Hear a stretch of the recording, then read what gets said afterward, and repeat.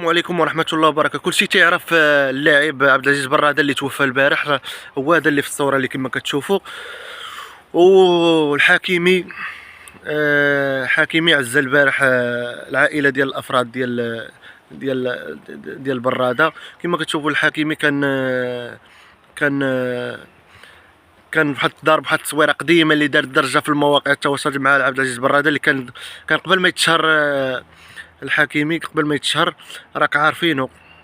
التصويره اللي دارت ضجه في يدي اللي تنقول لكم انها اللي دارت ضجه في الموقع. شوف المينياتور راه كانت في العنوان، ولو بغيت تشوفوها لما طلعت لكم تشوفوها في اول كومونتير.